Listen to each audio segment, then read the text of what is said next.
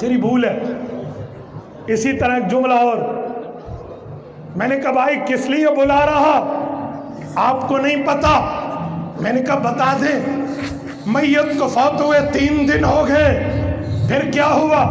آج کل خانی ہے۔ میں نے کہا کل خانی کسے کہتے ہیں؟ کہتے کل کا معنی وہ 5 صورتیں جن میں کل 4 صورتیں جن کے شروع میں کل آتا ہے وہ پڑھیں گے، باقی ختم القرآن بھی ہوگا، اور کل خانی میں آ کر جا کر ہم ثواب کا ایصال کریں گے، میت کو پہنچا دیں گے، بہت بڑی نیکی، بہت بڑا اجر۔ میں نے کہا اچھا، جو نہ کرے وہ تو ثواب سے محروم، انہوں تے لوڑی کوئی نہیں، اسے تو ضرورت ہی نہیں ہے، ہم قرآن بھیجیں گے، یہ نہیں بھیجتا تو کیا کریں؟ اعتراضات شروع۔ میں نے کہا بھائی ایک بات بتا، یہ کل خانی اللہ کے رسول کی وفات حسرت حیات کے بعد صحابہ نے کی ہے؟ جی نہیں۔ ابو بکر صدیق کے دنیا سے جانے کے بعد ثابت ہے؟ جی نہیں۔ عمر فاروق کے بعد ثابت ہے؟ جی نہیں۔ عثمان ذو النورین کے بعد ثابت ہے؟ جی نہیں۔ سیدنا حیدر کرار کی شہادت کے بعد امام حسن و حسین رضی اللہ عنہما نے کی تھی؟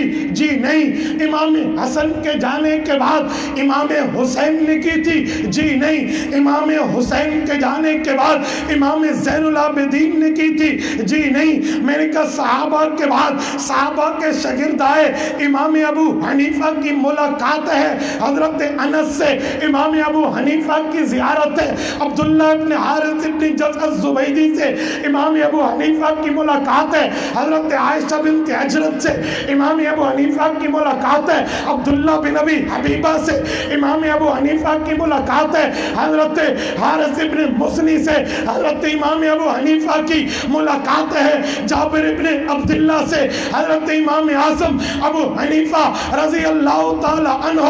اتنے صحابہ سے ملے ہیں، کسی صحابی کی وفات پہ امام اعظم حضرت ابو حنیفہ نے قربانی کی ہے؟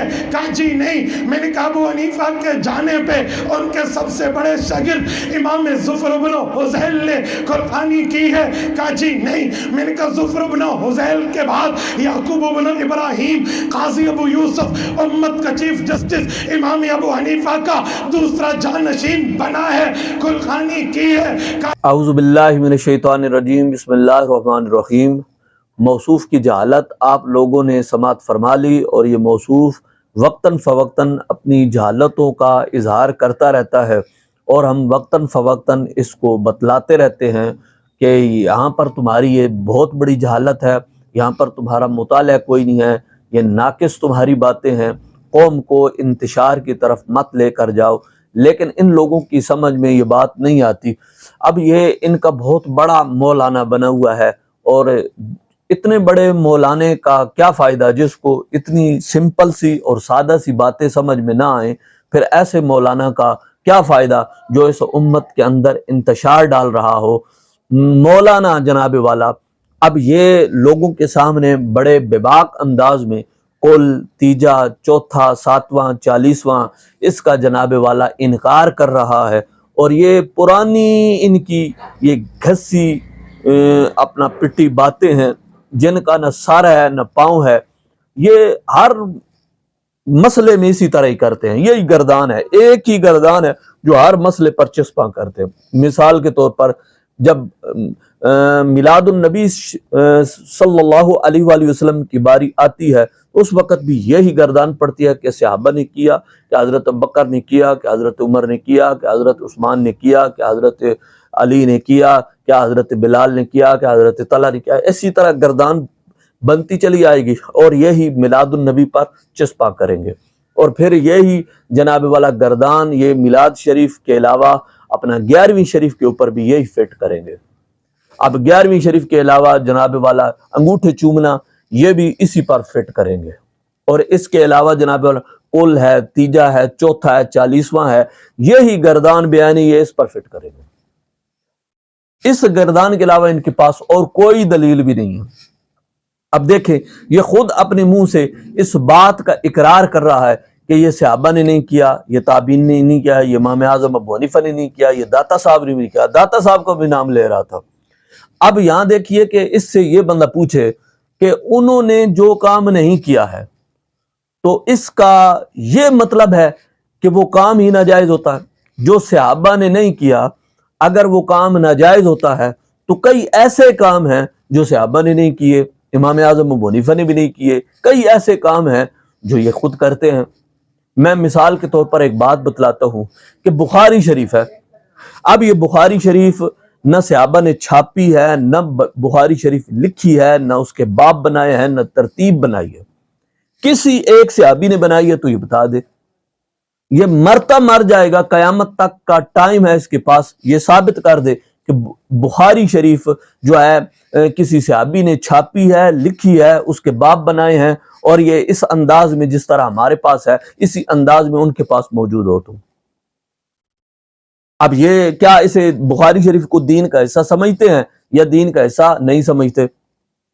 اسی طریقے سے مسلم شریف ہے، جامع ترمذی ہے، سنن ابن ماجہ ہے، سنن ابو داؤد شریف ہے، یہ ساری کتابیں ہیں، سنن نسائی شریف ہے، کتنی حدیث کی کتابیں ہیں، کسی ایک صحابی نے اگر یہ لکھی ہیں تو یہ بتا دے، کیونکہ یہ اسی دلیل کا میں اس کو جواب دے رہا ہوں، یہ دے نا پھر اس کا۔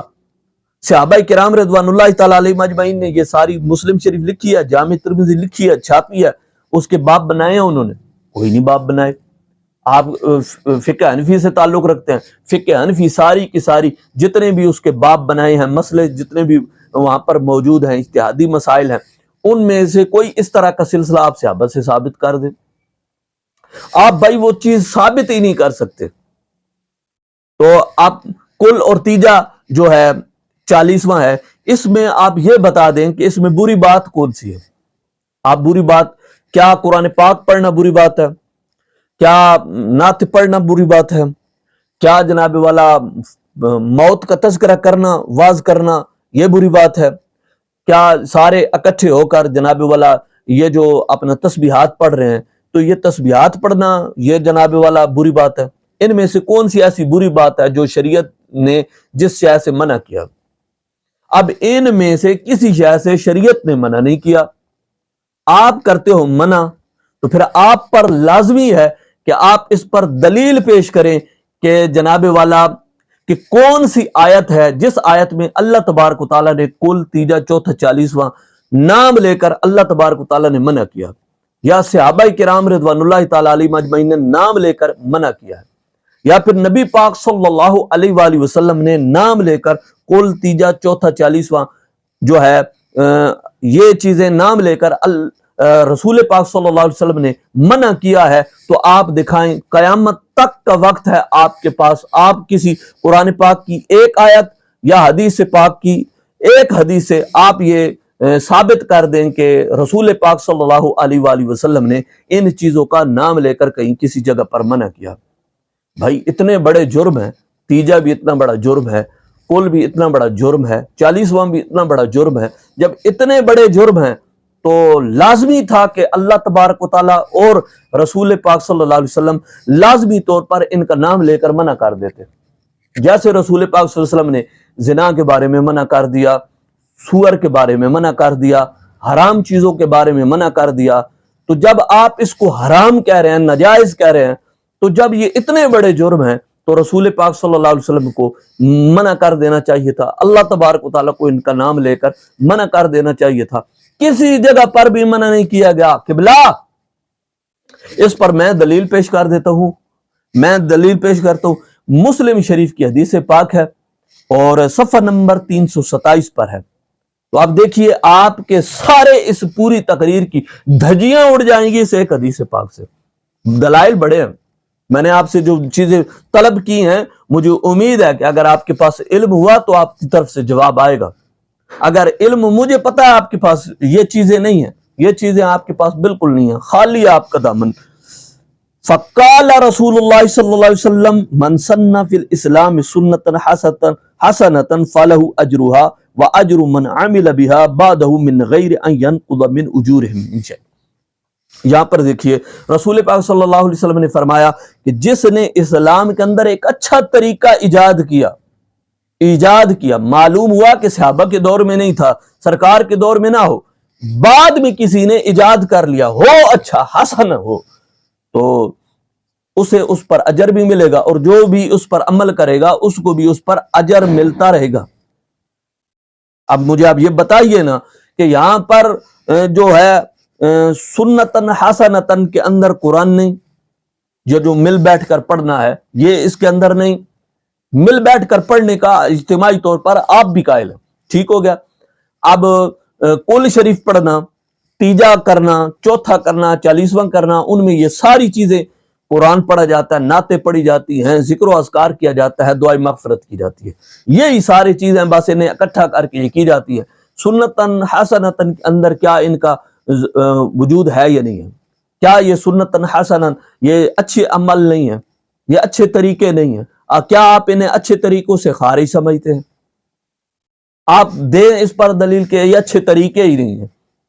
تو معلوم ہوا کہ جو یہ طریقہ ایجاد کر لیا ہم نے، جو مل بیٹھ کر سارا کام کرنے کا یہ جو طریقہ ایجاد کیا ہے، یہ طریقہ برا نہیں ہے، یہ طریقہ اچھا ہے، اور اچھے طریقہ جس نے ایجاد کیا اس پر اس کو اجر ملے گا۔ بے وقوف، تمہیں اتنی بات سمجھ میں نہیں آتی۔ اللہ تبارک و تعالیٰ سمجھنے کی توفیق عطا فرمائے۔ وآخر دعوانا الحمدللہ رب العالمین۔